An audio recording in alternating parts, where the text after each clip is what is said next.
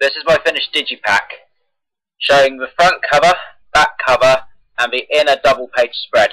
For the cover of the digipack, I chose to use an image of a vinyl rather than a shot of the band themselves, because it's more conventional nowadays for artists to not feature themselves on the front cover, but instead create an image that will capture the interest of the target audience.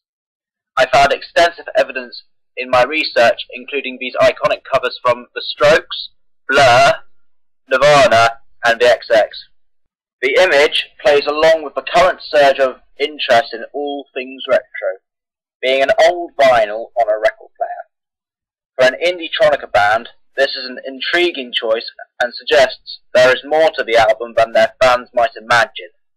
For albums with challenging lyrics, it is compulsory to include a parental advisory notification as shown on these covers by Rihanna, Green Day and Gorillaz. I felt that my chosen band would push the boundaries with their lyrics and music video, and would therefore probably need to include this convention on the cover, which I have. It is conventional to include an element of performance somewhere on the digipack, for example the Jack Johnson CD image of him in the studio. So I wanted to use the inner double spread for this purpose. Conventionally, the inner panels are quite creative. They can give more detail about the band and their style, and I was inspired initially by the Rolling Stones' album cover, showing multiple images on one screen, almost like a reel of film stills. This drew me into using stills from our video depicting each member in performance. Following conventions, I also wanted to include the band members' names and list their main input, so I chose to use a larger image of each individual member for this purpose. It is conventional to use a consistent typeface, so I chose to use the same font as on the front, back covers and magazine advert for this purpose. See the Strokes cover below for the main influence. The back cover of the digipack conventionally has the song listing. I have included this and also included something that is becoming more common now, bonus tracks on the end of a CD.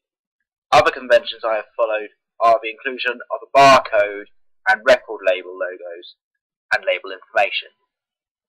I have chosen to include credits on the back cover, as I saw during my research that a lot of bands do this. It is also conventional to show more artwork on the back of the album, and I have used this convention to carry over the image of the keyboard from the inner spread. This also links with a promotional video, a convention which builds consumer recognition.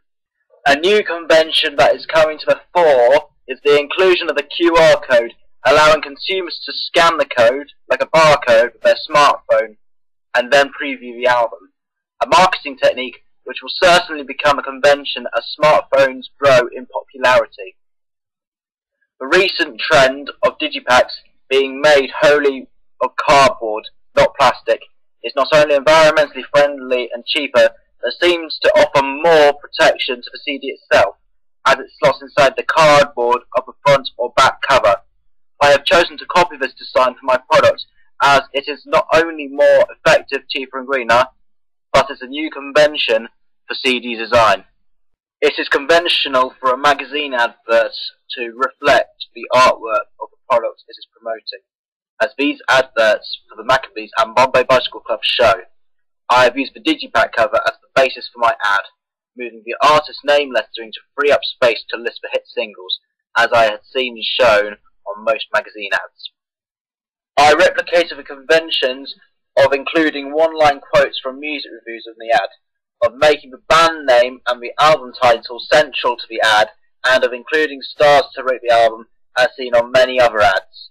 I chose to include a QR code, a new convention in advertising, and included the band's web address, both of which are widely used current marketing tools.